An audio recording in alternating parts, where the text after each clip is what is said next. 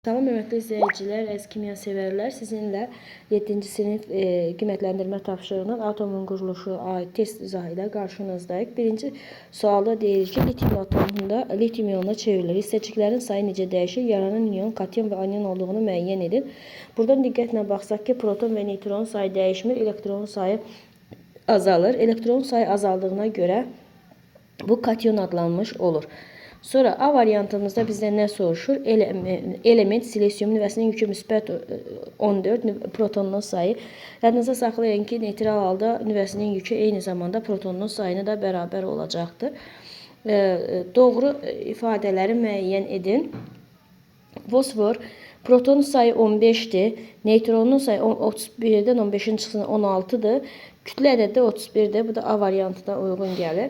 Sonra Euler-Venn diaqramda uyğun bəndləri müəyyən edin.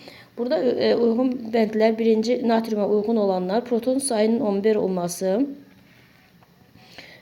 Sonra bir də nüvəsinin yükünün müsbət 11 olması buna natriuma aid olan xüsusiyyətdir. Sonra keçirik magnezyuma aid olan xüsusiyyəti. Magnezyuma aid olan xüsusiyyət isə elektronlarının sayının 12 olmasıdır.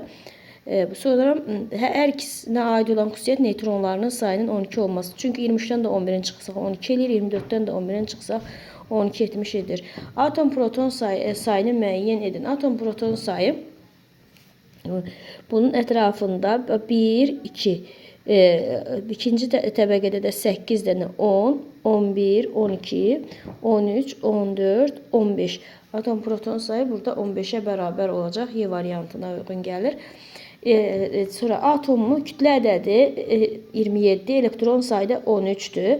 Neutron sayını müəyyən edin. Neutron sayını müəyyən etmək üçün kütlə A çıxılsın P düsturundan istifadə edirik. Neytral halda elektronun sayı ilə protonun sayına bərabərdir. 27'nin 13'ün çıxsaq neçə edəcək? 14 edəcək. 14'dən 7'sini çıxanda 7, 24'dən 12'sini çıxanda 12. Bu da elə A variantına uyğun gəlir. Sink atomu üçün hansı ifadələr doğrudur? Sink atomu üçün 30 elektronun olması, 35 neytronu var, bu doğrudur. Sonra 65 protonu var, xeyr, bu düzgün değil. Kütlə ədədi 35'dir, xeyr, kütlə ədədi burada gördük kimi 65'e bərabərdir. Düzgün cavabımız olacaq 1, 2.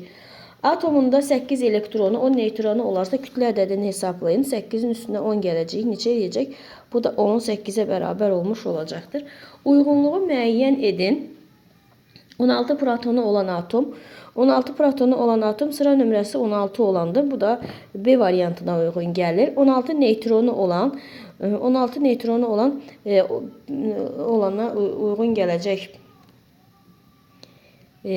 33 16 neytronu olana isə uyğun gələcək. 31'dən 15'in çıxsaq 16 uyğun gələcək. Sonra kütlə ədədi 16 olana isə burada C variantı uyğun gəlmiş olacaqdır. Bir də burada 16 protonu olana da həm də Y variantı da uyğun gəlir. Proton sayı 16, neutron sayı isə 17 olan atomun kütlə ədədini və elektron sayını müəyyən edin.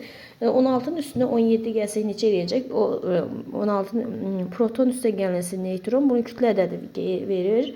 Bu eləyəcək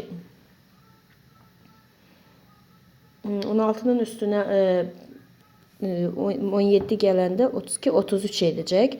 Bir də nə deyir?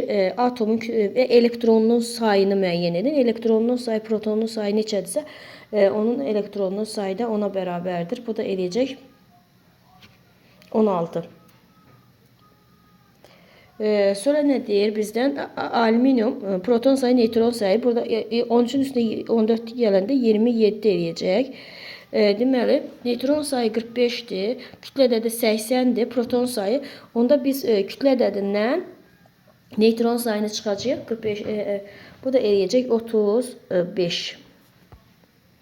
Bu qədər diqqətinizə görə sağ olun. Bəyənməyi və kanalımıza abunə olmayı unutmayın.